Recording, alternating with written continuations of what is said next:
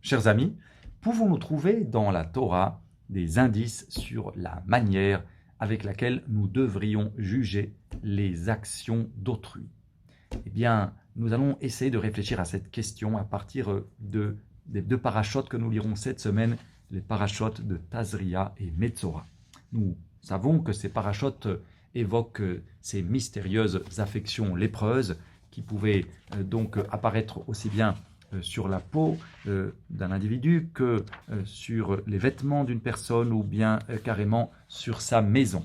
Il y a des discussions entre nos commentateurs si nous sommes en présence de maladies, d'éléments naturels ou bien si nous sommes en présence d'éléments surnaturels qui sont envoyés par Dieu pour amener celui qui est porteur de ces signes à une certaine repentance.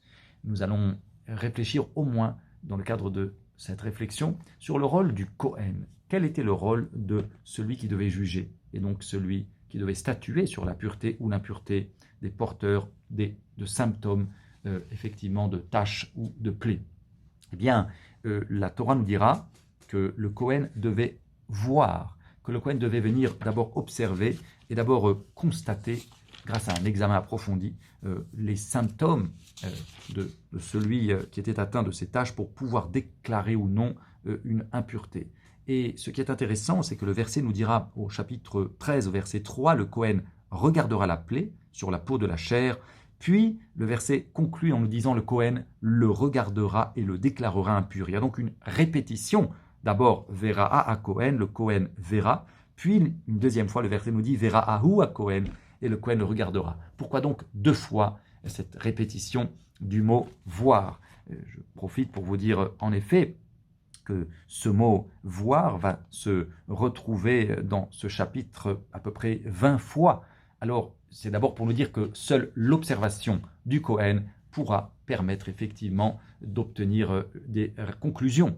Il ne pourra pas, comme dans d'autres cas où nous devons juger, s'appuyer sur des témoignages. Non, ici il s'agit de manière impérative de l'observation du Kohen qui doit donc effectuer l'examen sur celui qui est porteur de ces étranges symptômes comme taches blanches ou d'autres symptômes évoqués dans la Torah. Alors, pourquoi donc deux fois le mot Ra'a est répété dans ce verset 3? Eh bien, le Meshech Chochma Rabbi Meir Simcha Cohen de Dvinsk, un maître très important, né en 1843 et décédé en 1926, commentateur et auteur du commentaire Meshech Chochma sur la Torah, eh bien, il nous dit que le premier regard correspond finalement à l'observation des symptômes, des signes et de ce que l'on constate sur la peau de l'individu.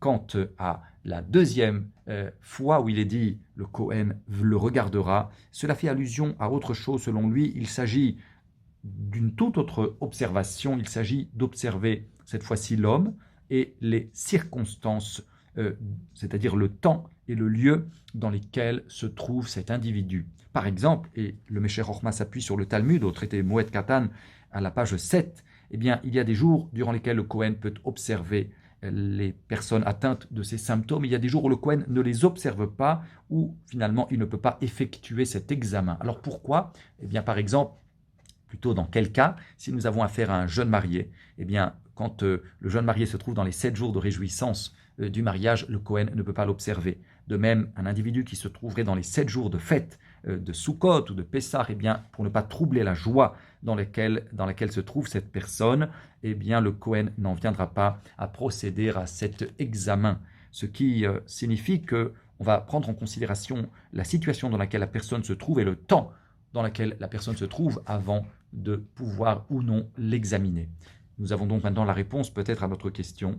Le Kohen va d'une part voir, c'est-à-dire il est obligé de regarder et d'observer et d'examiner, mais d'autre part, il y a des situations dans lesquelles il ne peut pas le faire, c'est-à-dire d'autre part qu'il doit prendre en considération le temps et le lieu dans lequel la personne se trouve. C'est finalement cet enseignement qui pourra répondre à notre question sur le fait de savoir comment juger autrui. Eh bien, nous devrions sans doute nous inspirer de ce que Jérémie écrit dans le chapitre, le prophète Jérémie écrit dans le chapitre 32 au chapitre 19 en parlant de Dieu. « Tes yeux sont ouverts sur toutes les voies des humains pour rémunérer chacun selon ses voies et selon le mérite de ses œuvres. ce que le Meshech Horma explique en disant qu'il s'agit d'examiner la manière, non seulement les actions, mais bien sûr qui ont été commises, il ne faut pas être dans le déni des actions accomplies, mais il faut également prendre en considération le lieu géographique dans lequel la personne se trouve. On ne peut pas en effet juger de la même manière un individu qui vit dans une société entourée de gens vertueux et un individu qui vivrait dans une société de gens peu scrupuleux sur les normes éthiques. Or, l'individu est toujours également influencé par le milieu dans lequel il vit. On a vu tout à l'heure aussi l'importance du temps et de l'époque dans laquelle nous devons procéder à ce jugement. Il s'agit donc, quand on doit juger autrui, finalement, de voir les actions accomplies et d'en prendre acte, mais également dans le même mouvement, de bien adapter son jugement en prenant en considération l'individu sur Kol Drachei Bnei Adam, sur les voies spécifiques de l'homme, c'est-à-dire dans quel temps, quelle époque vit cette personne et également dans quel lieu elle se trouve, dans quelle société elle se trouve. Alors peut-être que c'est à partir de là que nous pourrons aussi dans le prolongement des réflexions du Yom Ha'atzmaut, c'est à partir de là que nous pourrons nous inspirer de cette histoire que j'ai rapportée le soir de la célébration du Yom HaZikaron en mémoire des victimes du terrorisme et également bien sûr en mémoire des soldats tombés lors des guerres de défense d'Israël.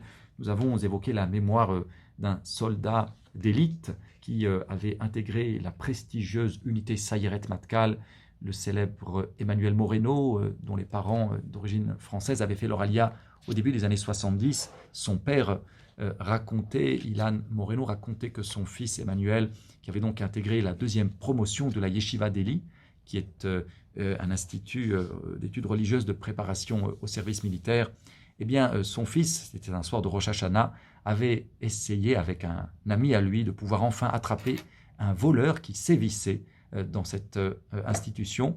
Et voilà qu'ils réussissent à mettre la main le soir de Rosh Hashanah sur ce voleur. Et Emmanuel Moreno non seulement va l'attraper, mais va également l'inciter à faire teshuva, en lui demandant premièrement de restituer tout ce qu'il avait pris, et deuxièmement de promettre de ne plus recommencer. C'est donc une manière particulière de faire en jugeant les actes de la personne, sans faire abstraction de ce que la personne a fait, mais également en essayant de l'amener à sortir de ce cycle infernal dans lequel la personne est rentrée. Je voulais également vous rapporter cette anecdote que nous avons racontée à sa mémoire, cette anecdote qui est une des dernières discussions qu'Emmanuel Moreno va avoir avec un camarade la veille de son décès lors de la guerre du Liban en 2006. Eh bien,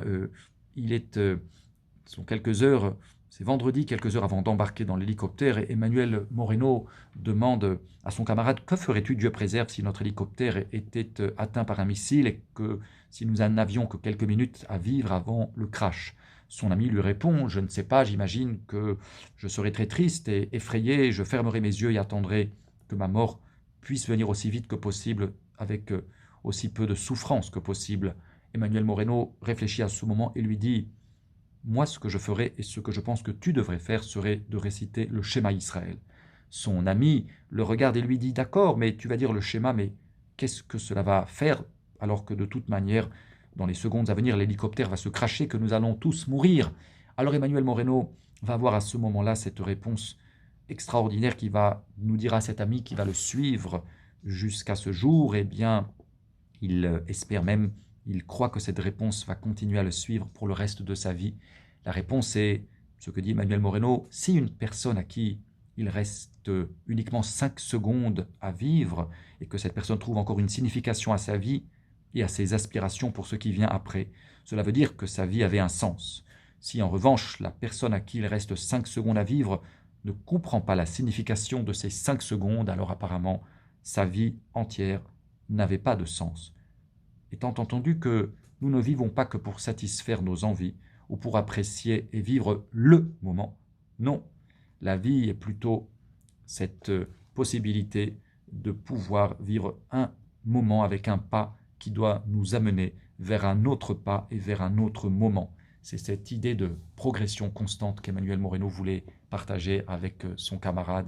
C'est cette idée, là aussi, de ne pas juger l'autre son ami, sans doute qui venait d'un monde plus laïque, mais essayer de l'ouvrir d'autres horizons, essayer de lui faire comprendre que cette manière de vivre avec une espérance, cette manière de vivre avec une émouna, avec une croyance, serait sans doute capable de lui faire réfléchir en dehors de ses habitudes de réflexion, ou comme on dirait en anglais, out of the box, en dehors de ce que nous avons l'habitude de penser.